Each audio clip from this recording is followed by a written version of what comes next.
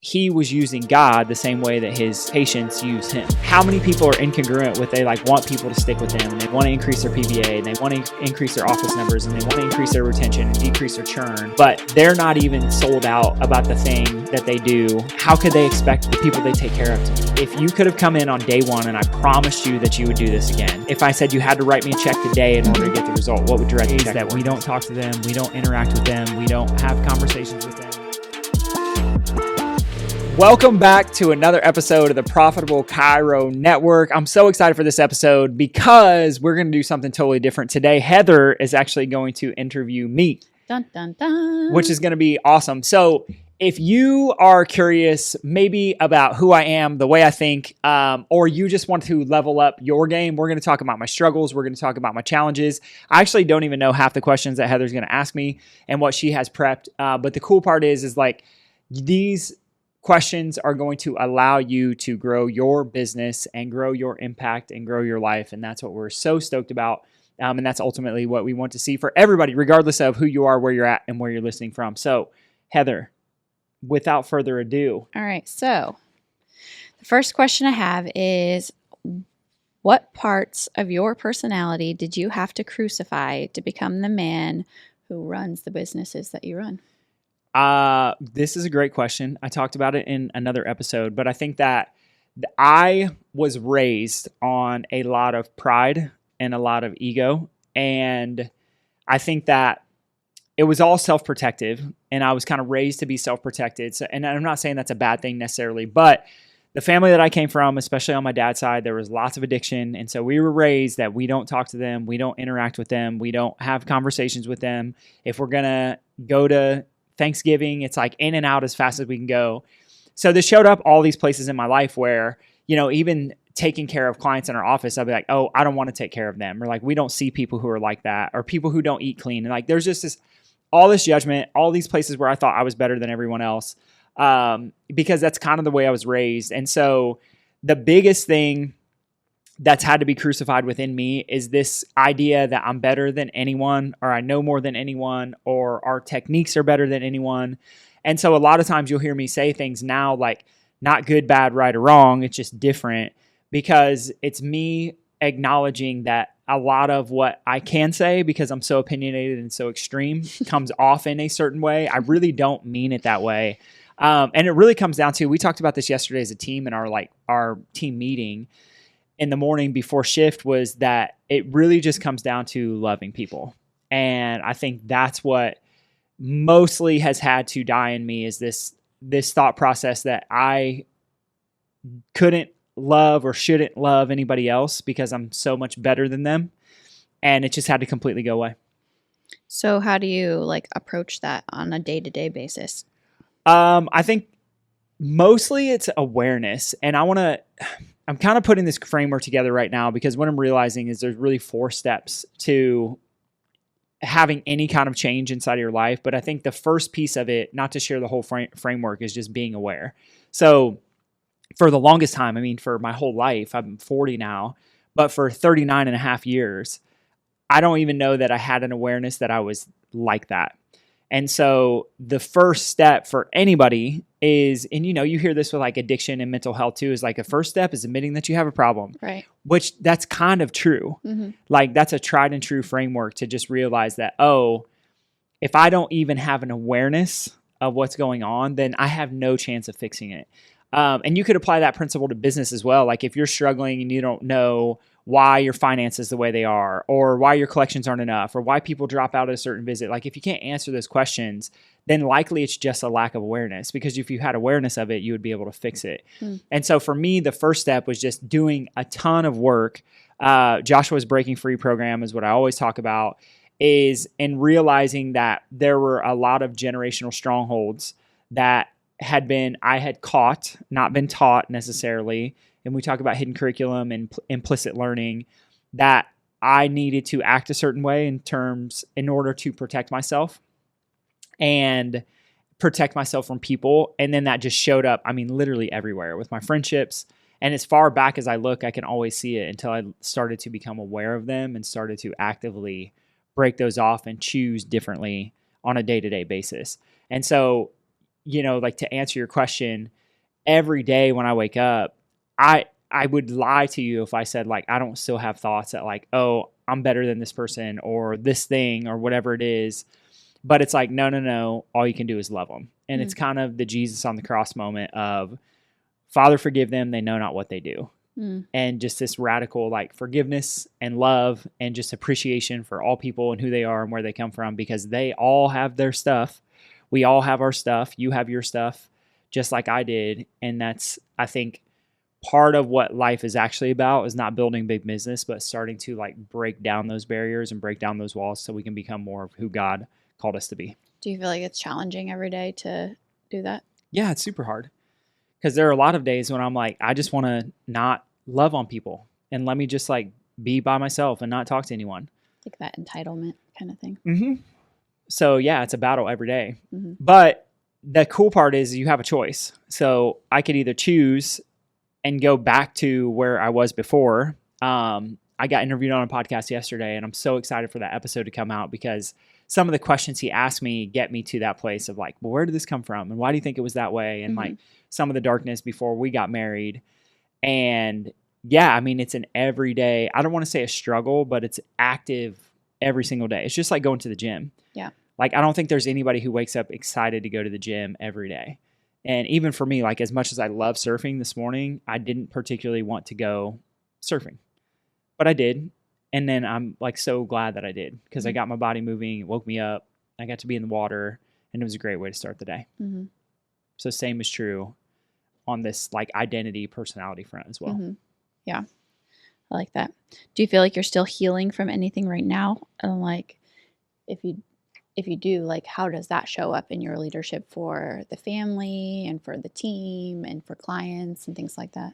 Yeah, I think that the place of healing would be like giving people more grace and not being frustrated. So like simple example, yesterday we had a client who like I was for sure was going to continue care and who did not for their own reasons, which I like understand all of them. But before I would have been completely pissed of like, you're just like, you don't even get it. And you're so dumb. And why would you not do that? You've had these amazing results and then you're just going to stop. But realizing that like the wild card in all of business, I think is just people. And so the only thing to do is just love people for the decisions that they make. And I've had to make some of those same decisions in other aspects. And so it's like, what more could you do? Well, it doesn't even make sense to be frustrated about it because then I just carry that to you or I carry that to Danielle or to Wes or Nadej or the rest of the team, George. Right.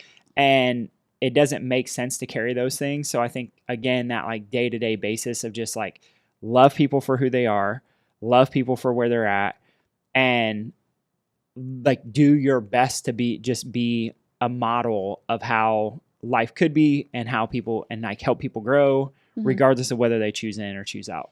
Yeah. I mean, I think that says a lot too in regards to like for raising Coco. Like if she sees your frustration in that, like she's going to think that that's what's the norm and what you should kind of do. Yeah. If somebody makes a decision that's not like what you would want for them. Yeah. Well, and it, like you bring up Coco, which is a really good point because Coco, what's interesting is like, that we eat a certain way and we're even of the people who say that they eat clean, like we're just more extreme. We're extreme in all aspects. So like, Coco goes to ballet. She's the only ballet camp. She's the only one who brings her own snacks. Like everybody else is eating like whatever. And so not that that's good, bad, right, or wrong, but I feel like we've had to, as a parent, be very intentional about making sure that Coco, it's not a bad thing that people choose to eat XYZ or to do those things, but it's not what we do. And here's the reason why. And if they do, it's not necessarily bad. It's just a different decision. Right. Like and every family has their own rules. You will get to grow up and you will get to make your own decisions one day. But realizing that like the magnificence that God put within us. Well, I love reading Daniel so much in the Bible because there's so like, yes, there's the lion's den and there's Shadrach, Meshach, Abednego, but there's also this like very, I think, important lesson about what we put into our bodies. And everybody's heard like your body is a temple, but I think it's so special and magical because what I've come to realize is like the reason that some of that stuff is in the Bible is because there's this innate understanding that like God gave us literal magnificence within our systems. Right. And I get to share that principle with people every day. So it's not, hey, we're better than anybody. It's just like we want to express fully what God gave us. Yeah. And that's, it's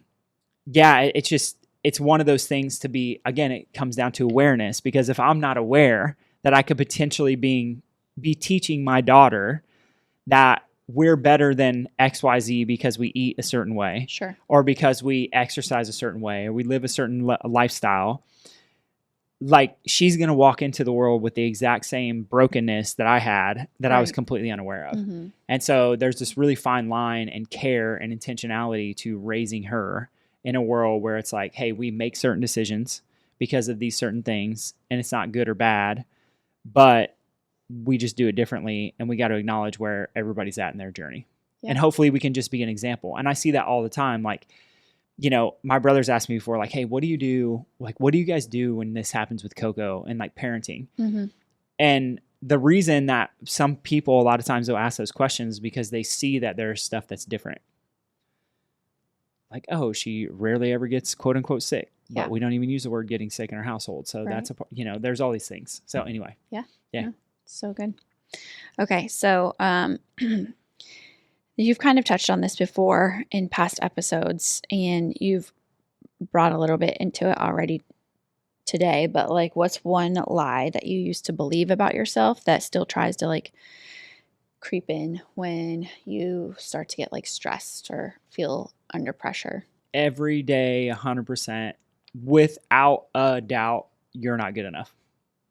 Like, you're not good enough to do that. Who are you to think that you could teach people about business, or your business isn't far enough, or you're not good enough as a chiropractor? Like, just you're not good enough, plain and simple. And it shows up everywhere. It shows up in surfing. It shows up in business. It shows up in personal life. It shows up as a dad.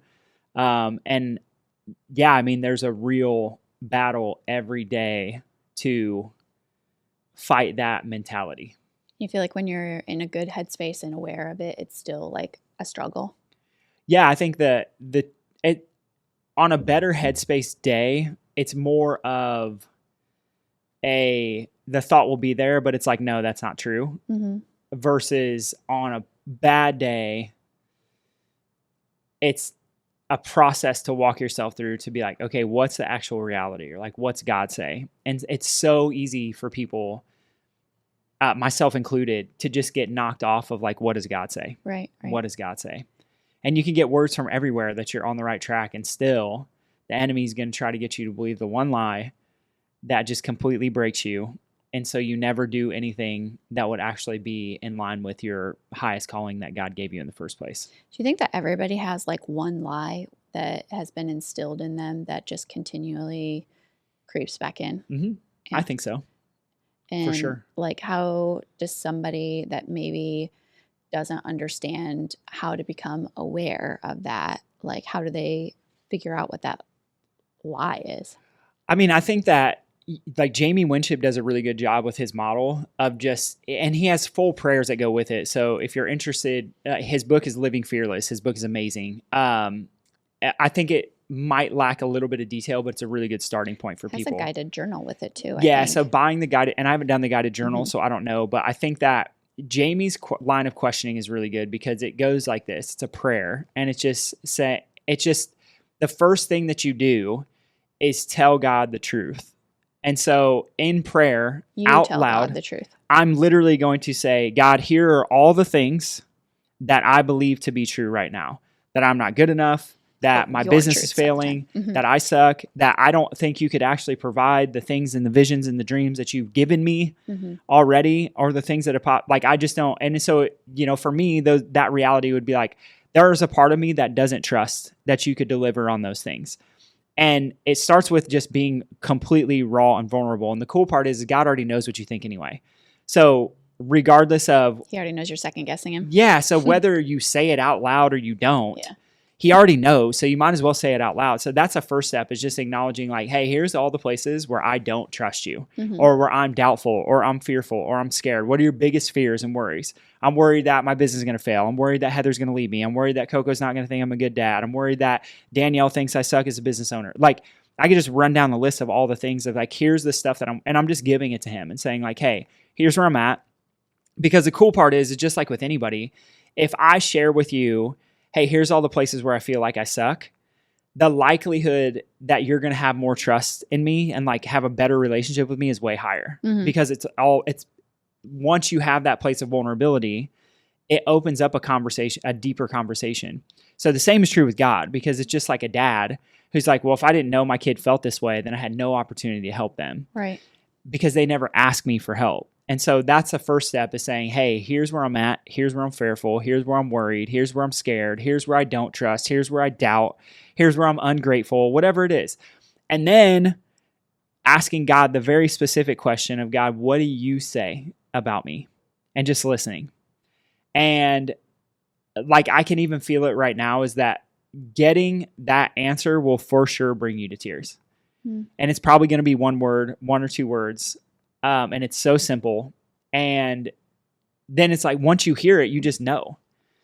And then it's a reminder every day of like, oh, hey, this is what God said about me. This is what God said about me. And what's interesting is the opposite is like, so for me, when I did this, and I've done it multiple times, and I've even had other people, like I had a client do it for me, who's so crazy because she's literally looking at me right there on the client of the month board. So anyway, she did this for me, and she's like, hey, I don't know. She's like, I just felt compelled to do it and like pray into this for you. And she's like, here's the words that I got for you. But if I look at the lie that I've been trying to be convinced of for my entire life, you're not good enough. And I can go all the way back to when I was a kid. I can remember having these feelings and these stories and these things that came up. Those all were used or like weaponized against me to get me to believe that I wasn't good enough. Or I wasn't enough. But if I look at, so God literally told me, he's like, you're amazing. And I brought you here to do great things for other people.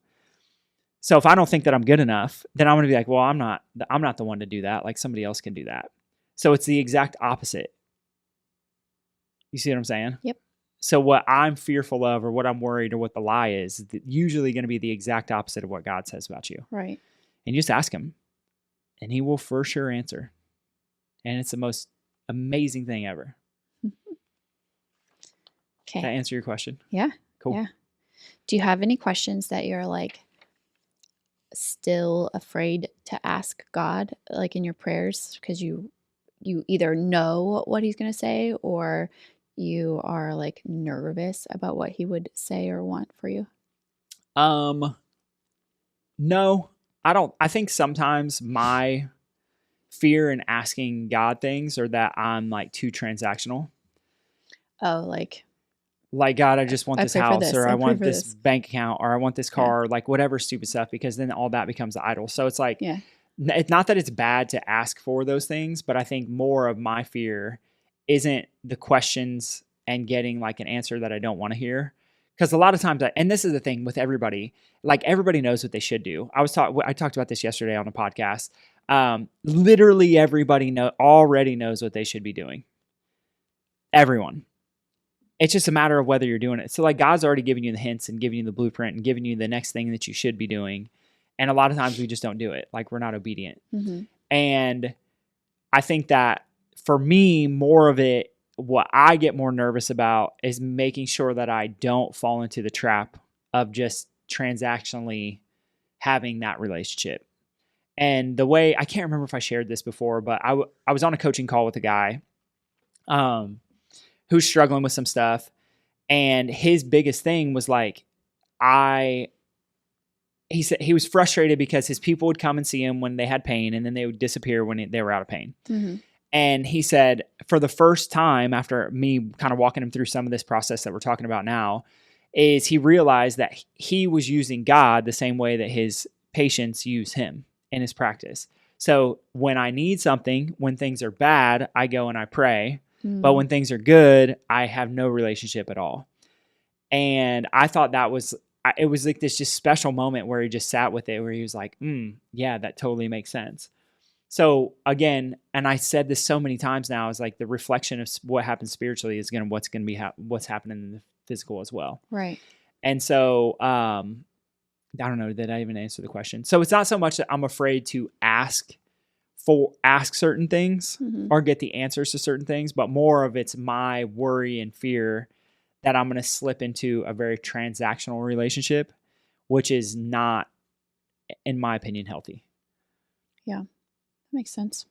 I think there are a lot of people that are scared to ask God, though. Wouldn't you agree? Yeah, because if you know, like if you're told by God and you definitively know it's God that you should go do this thing. Yeah. That sounds scary. Yeah, Or totally. you should fire this employee or hire that person Mhm. or make this business decision or do this thing with your spouse or book this vacation. Like there's a million different things that could come up.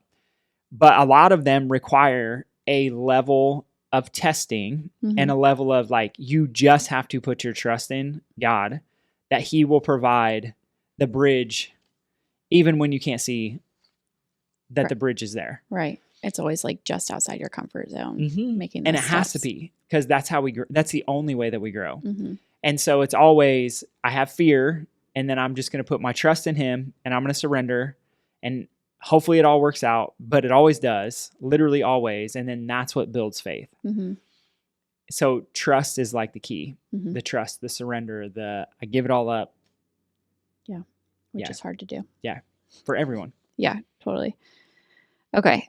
So what fear do you still battle today, even though you coach others through it? That's kind of like similar to probably what you've been sharing already.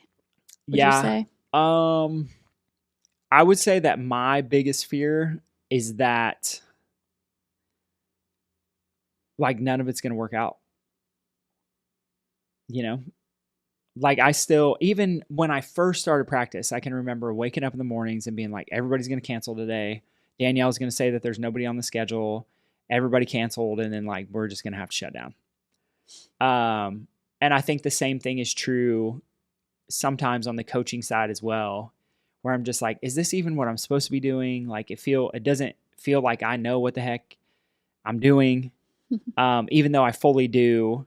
And even though the people that I've coached have gotten amazing results. So there's always, to me, been this level of battle with like, is it all just going to crash tomorrow? Mm-hmm.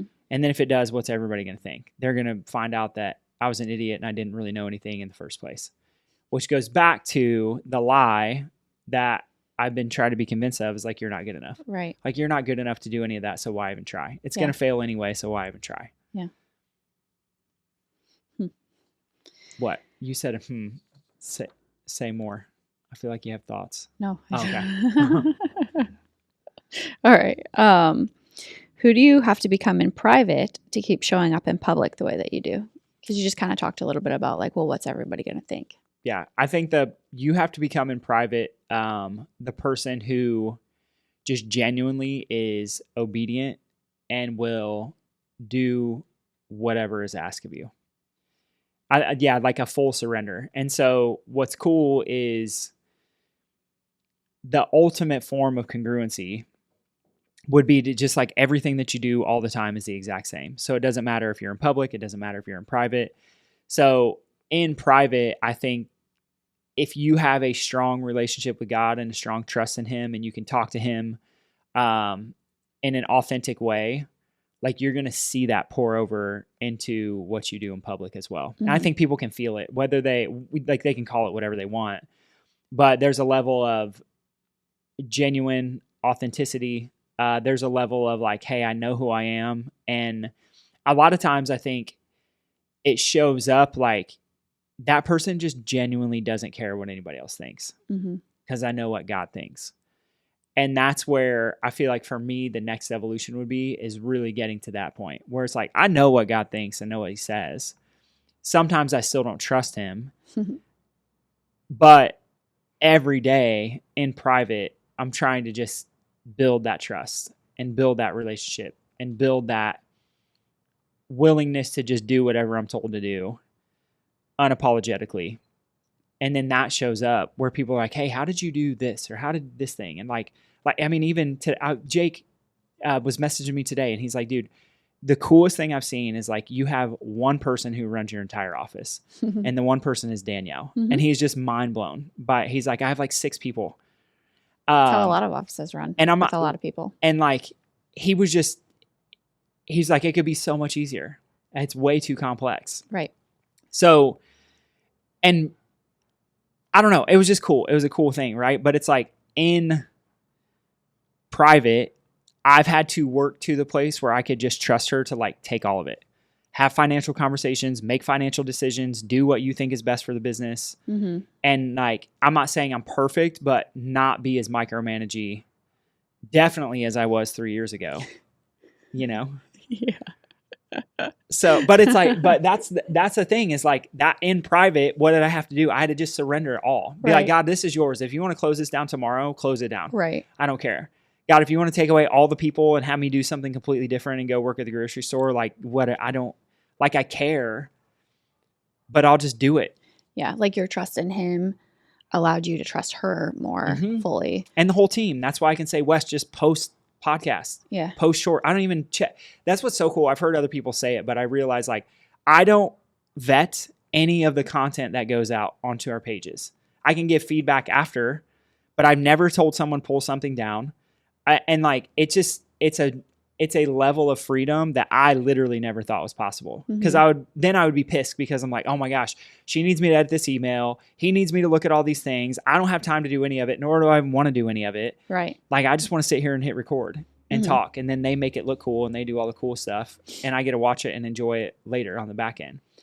So that's a level of once I trusted in him and I had faith that he would just deliver this awesome team. Wes shows up, George shows up, Danielle's been here from when it was a train wreck and been through it all. She's been through the good, the It's bad, just and been, the ugly. yeah, I mean, it's so special, but I think that's God, and that's what he's been providing is like, hey, awesome. When you trust me, you can trust people around you more.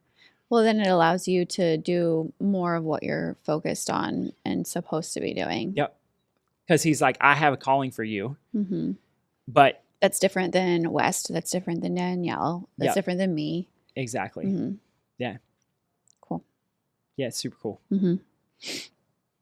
Do you think that a lot of the times with people, like the way they show up in public versus private is not congruent because they care more about what other people think than what God thinks of them? Or like, because I know for a fact that, I mean, at one point we were probably that way as well when we were younger, because a lot of people tend to be like much younger. You care more about like how people perceive you versus how God perceives you, or like you're not the same person in front of other people as you are when you're at home in your private life with family and stuff like that. Like how does that work? I think that most people think that they need to be a certain way outwardly. That's not who they would really be if they could just genuinely be whoever they want to be. Does that make sense? Yeah. So and I used to be like this too, where I would act a certain way because I thought that's what people wanted. Mm-hmm. Right. So, man, I could go back to like the very, very beginning when we were taking care of all the guys in Warrior and they were upstairs, and I was just trying to be who I thought they would think was cool, not who I genuinely was. Mm-hmm. And I think that they could probably tell, and it's a growth process. So again, not trying to, like, it was a season of life where I had to learn a lot of things. So I think those seasons are special and I would never discredit them or take away from them. But at some point I just realized that I can't continue like this, or one, I'll burn out, and two, everybody's going to know. Mm-hmm. And people just pick up on like, there's something not right. Seems phony. Mm-hmm. Mm-hmm. And now this is what I get now. There's no way somebody could be that happy. Like I've literally had clients say there's something wrong with him because he's that happy. And what's cool is Mark, who interviewed me yesterday, he said the same thing. He was like, people all the time are just like, dude, there's got to be something wrong with this guy. Like he can't be like that way at home. But it's just, and then they like, the more they spin around, they're like, oh no, that's for real. Yeah. You know? Yeah. Versus the opposite, where they're like, there's something just not right. And then it's like, oh, I knew it.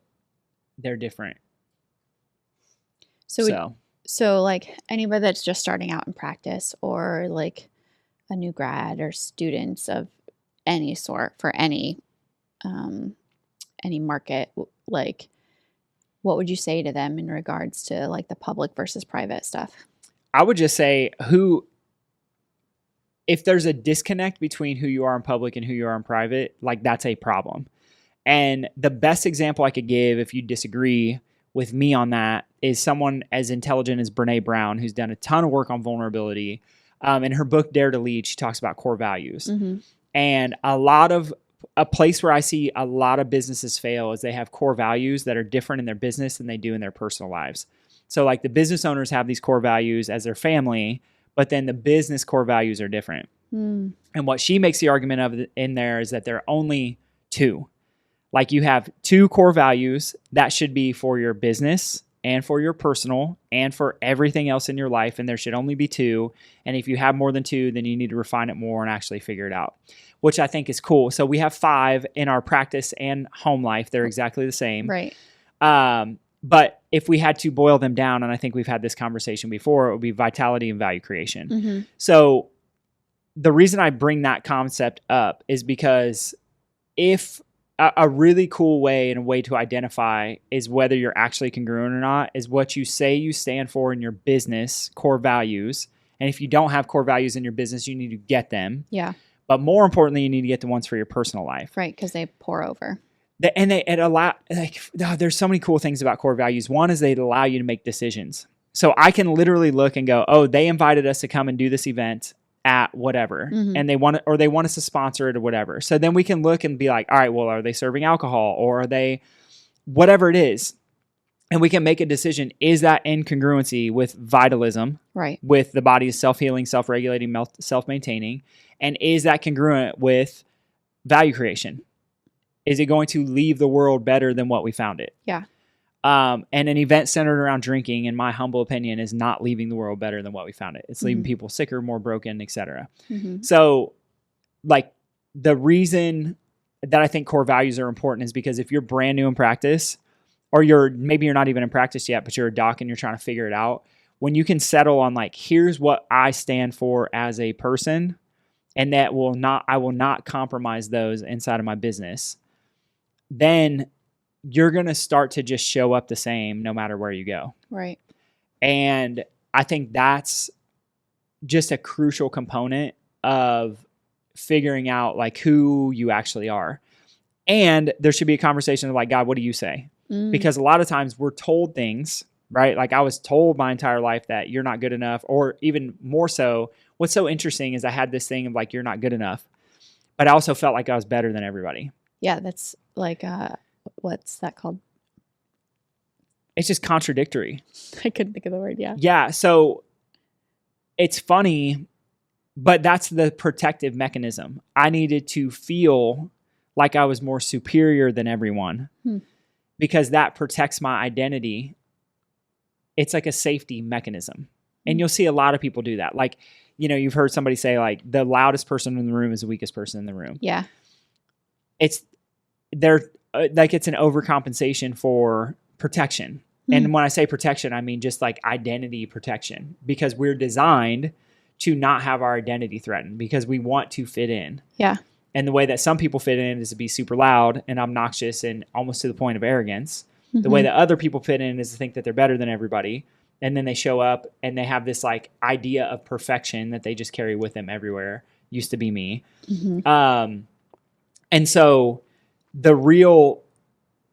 that's the real work, is just identifying who am I in public and who am I in private, and just not compromising on the two. And it's really just like what it comes down to is just standards. It's like, these are the standards that I set for myself. Yeah. And I won't compromise for those, and I'm not going to compromise for those and the people that I take care of.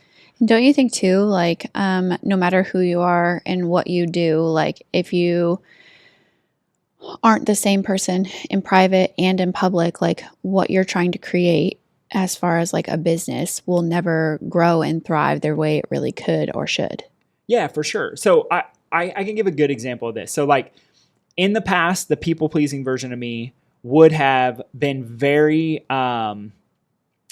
very slow to have certain conversations in the office. One of those about God, one of them praying with people. Mm-hmm. But one happened yesterday that I just thought of. So the whole weekend when we were in Alabama for the 4th of July. Mm-hmm. Like I had a couple non-alcoholic drinks, but a lot of it, I mean, I had 1 beer, I think 2, maybe the whole time. Oh, like a regular one. And I was talking to somebody we were talking about drinking, and they were talking about how since they'd stopped drinking, they felt so much better, not been inflamed and all this stuff. And so it brought up this whole conversation where I was talking about some of our family members, because you're like, why is everybody grumpy and so tired and everybody's moving slow? And I'm like, on the second day. They're all ripped the day before. Yeah. Like they were drinking all day long. Right. So I would have never, because there are other people in the office who I know drink a lot. And I was just having this conversation openly with someone where whoever I was talking to, they were like, yeah, drinking's like kind of stupid and I'm over it. And it's a different part of my life right now. And we were talking about one of his friends who we also take care of. And he's like, man, I wish we could just get him to switch. And I was like, dude, all we can do is just keep showing up the way that we do. Mm-hmm. So in the past, I would have never had that conversation because I was afraid I would have offended other people who were sitting in here. Or like, what would they think of you when having that conversation? Yep. And like full disclosure, I will have an espresso martini at dinner. So like, I'm not saying but way beyond the point of drinking to even like feel a buzz at this point in my life. So but the couple that was in here, they for sure drink quite a bit. In the past, I would have been nervous that I was going to offend them and not have the conversation and shut it down. But I was just open. And then this is the coolest part of it. That one of the people in that couple was listening to the conversation because we do all open adjusting. Yeah. And when they laid down to get adjusted, she was like, yeah, I've just really I didn't drink hardly at all this weekend and I felt so good, so much better. And it was an affirmation of like us just being who we are and who we've grown into, not because we're better than anyone and like, it's not a judgmental thing. It's just like, hey, here's who we are and here's what we're going to talk about. Like that inspired them to even acknowledge that like, yeah, you know what? You're actually right. Even though I live this lifestyle. And that's how we're just like shining light for more people to just express life the way they should. Because you're authentically who you are, both in the office and out. Yep, exactly. And so it just reflects and like pours over into everything else. Yeah. So the starting point, if you're new, is getting the core values. And your business should not be different. If they're different, you need to readjust because they should be the same. Mm-hmm. Okay. So talking about like having conversations in the office, do you feel like there's a part of, the question specifically says, what part of your message do you sometimes hold back on and why? I think I hold back. Because I feel like your message is changing. Yeah, it is changing. I think that the part I probably hold back on more than I should is that like God made us perfectly. Mm-hmm. And this goes back to when I was teaching too. The reason I got into teaching is because I realized like everybody has the same potential to be successful. So then we can kind of transfer that instead of if we say, take out the word successful, we can say everybody has the same potential to be healthy. And we've seen this play out in the practice. Like I had a conversation with a mom yesterday whose daughter has had tons of seizures. And again, her daughter's 30 plus days. Mom's like, I lost track of counting of how, like the days in a row that she hasn't had seizures. And this is not the first time this has happened. It's happened for hundreds of days in the past. So it's super cool story. But the reason I bring that up is because I think I get wrapped up in talking about like, well, you're not broken and the brain and the nervous system, but not reminding people of the potential that they have within themselves and the potential that God gave them. And I would say the other place that's missing for sure, I was thinking about this morning when I'm surfing, is that like this should, like chiropractic should be a lifestyle or a part of a lifestyle. Just like working out. Not just a thing that you do until you get better, but yeah, it should just be a thing that you do. Like if you're going to go all in on Lord, you go to church every Sunday. If you're going to stay fit and healthy and keep your body moving, we have people who are literally 80 years old who we take care of, who are golfing and working out multiple days a week. And they also come in and get adjusted multiple days a week because they realize that having a healthy brain is a part of their healthy lifestyle. And I think I miss that part a lot with people where I'm like, hey, let's just get you awesome results and hope that they stick around, but them not understanding that like, no, this should be a lifetime thing and be unapologetic about that because it is for me. And even like I had a guy online, he made this comment. He was like, who pays that much for chiropractic care a month? And I was like, you wouldn't pay it. And he couldn't even answer the question. And so it's like, how many people are incongruent with they like want people to stick with them and they want to increase their PVA and they want to increase their office numbers and they want to increase their retention and decrease their churn, but they're not even sold out about the thing that they do. How could they expect the people they take care of to be? That's mind-boggling to me. I know. It's insane. I'm like, are you kidding me? And we'll sit and have conversations. Like Runar is one of my favorite stories where I don't think I've ever shared this publicly before. So can I just share it real quick? Yeah. So there's this kid guy we took care of. His name is Runar. And Runar, I hope you hear this, dude. I miss you. So Runar came in. He had this ice skating accident. And he was like a pretty high level ice skater. So he had an accident. He fell. He hurt his back. He'd never been able to ice skate. They told him he wouldn't skate again. And that was one of his goals. So when he came in, his goal, he's like, I want to get back to skating, but some other stuff too. And pretty quickly, he starts getting awesome results. He goes back to his hometown and he puts on skates and he skates again. And they told him he would never do it again because of his back stuff. So because I had a relationship with him, I said, hey, if you could have come in on day one and I promised you that you would do this again, what would you, if I said you had to write me a check today in order to get the result, what would you write the check for? And he was like, unquestionable $25,000. And I'm like, we charge a fraction of that. You know what I mean? So like this guy who said, I can't believe anybody would pay that a month for chiropractic care. It's like, you don't value your body as much as you should. Mm. It's like your connection to God, to connection to enjoying living a fruitful life. And for some reason, I'm not great at sharing that message of like, this should be a lifetime thing. Right. And anybody who has the argument or the objection that like, well, you just want us to come forever and that's a good business model, is like, your pharmaceutical company wants you to take your blood pressure meds forever and your pain meds forever and your cholesterol meds forever and your Advil forever and get your vaccines forever. So like you choose which model you want to live in. Mm-hmm. But this is a lifestyle, and I've literally seen it time and time and time and time again. Parents ask, how is Coco so healthy? How is she reading so much? How is she doing that thing? Why is she so focused? How does she pay so much attention? People who are older, golfing the best games that they've ever played in their lives at their oldest age ever. I had no idea that my ED would go away. I had no idea that I could feel good at this age. I had no idea that my body was able to do this again. But it's because nobody else is preaching that message. It should be a lifestyle thing, lifetime thing. Do you have any thoughts on why you're holding back with that? I just think that it's been something that's been missed. Like I've just full on missed the boat on doing it. I think I get wrapped up so much in like, I'll just do a good job and then they'll just commit forever. Sure. And so, that's a part of it. And then it's a hard conversation to have because so many people are opposed to like, well, I don't want to be in a thing that I have to do forever. I don't want to sign up for a long-term contract. Mm-hmm. Even though everyone signs up for things long-term. Mm-hmm. You signed up for a Netflix contract. Gym and membership. So you cancel it. Like there's no like year to year or 6 months to 6 months. Your Hulu contract, your Spotify contract, there's gym so much stuff. Your gym membership, all of it.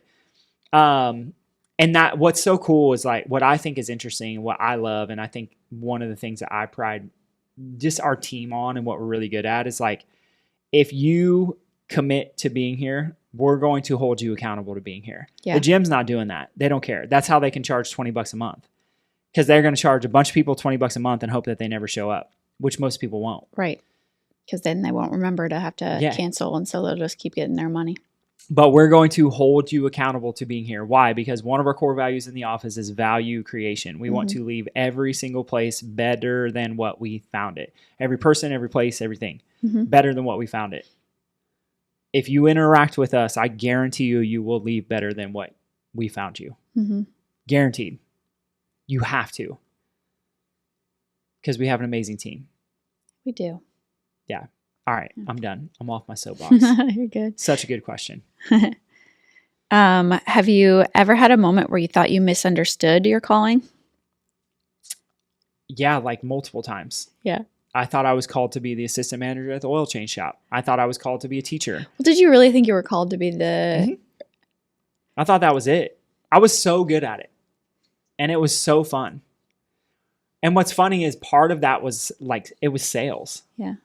You know? Yeah. But what was great is that I could just be honest with people. Like, hey, you need a new air filter today. If you didn't want to do it, you can go buy one at AutoZone. They're this much money. It's going to be a little bit cheaper, but you got to do it yourself. I can show you how to do it if you want to, or you could just bring it back and I'll do it for you. And a lot of times people will be like, no, you can just do it. I'll just pay the extra money. Like, there were all these places that I learned just how to be honest and authentic and open with people. And I built more trust doing it, and it was awesome. So then but that was short-lived. Mm-hmm. Then teaching was short-lived, like 6 years. And then I'm noticing like we're approaching 7.5 years in practice, and I'm noticing this like change again. Yeah. And there seems to be this like cycle in my life Mm-hmm. Where I don't know that I'm misinterpreting the calling. I think it's just the next level. Right. And that's what I'm trying to be obedient to. Just being patient Instead for of just being like, I'm bored, I want to change. Because I'm not bored. Like, I love adjusting, but I also don't know what it looks like to free up more time and have someone else adjust and have like roles just shifted and a bigger team and all this stuff. Mm-hmm. So Yeah. Okay. that answered the question. I mean, yeah. Who are you becoming that your bank account can't measure? Who am I personally becoming? Yeah. I said it in the beginning. It's probably a good way to wrap it up is like, I think just someone who cares about people. Like, full on just cares about people. Mm-hmm. And yeah, there's no amount of bank account that could ever measure that. Because relationships are more important ultimately. Right. So that's where I literally on a day-to-day basis, I just want people to know that we care. And that's what I've been pouring into the team is like, let's just pour out love on everybody who comes in. And I guarantee they'll have life-changing results. Mm-hmm. And it's from chiropractic, but it's not just from the chiropractic. Right. Because there's a level of care and like being in the presence is what changes people. For sure. Yeah. They're not getting it out there in the real world as consistently. Yeah. And you just know. And then you're like, I like being around this person. Mm-hmm. Like, I like being around West and Danielle because they freaking care about stuff. Mm-hmm. Like, they just care. Where you can tell people who don't care and are transactional and whatever. And so that's to me, that's kind of what it always goes back to. It's just like how much you care, how much you love. I mean, a good example of this is like, think about, so we were away this weekend Mm-hmm. and this guy literally doesn't charge anything to Oh. use his home, which is insane. Because I'm like, dude, you could charge $2,500 a night, like easy for this place. Oh yeah, that's on the low end. And he's like, use my boat, use my life jackets, use my pantries, use my bar, use my Jet skis, arcade game, pickleball courts, like just the whole neighborhood. Like, that's the coolest thing ever is there were random people at the pickleball court. And I'm Mhm. like, oh, should they have been there? And they're like, yeah, he just tells the neighborhood, like, anybody can come use their professional pickleball court anytime. They can Mhm. just show up and use it. So like, he just cares about people. Mm-hmm. And so this thing that could be a moneymaker for him, he's like, he tried it. And he's like, I don't even want to rent it out. I just want my friends to be able to use it. And Yeah. I want to just bless other people. Yeah. And I think I won't say that's the whole purpose to life, but a part of it is.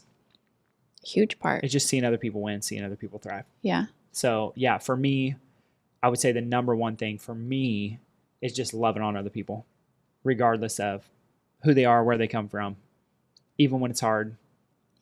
Sure. If you liked this episode or any of the other past episodes, be sure to like it, subscribe, share with a friend. This is how we get the podcast out with more people.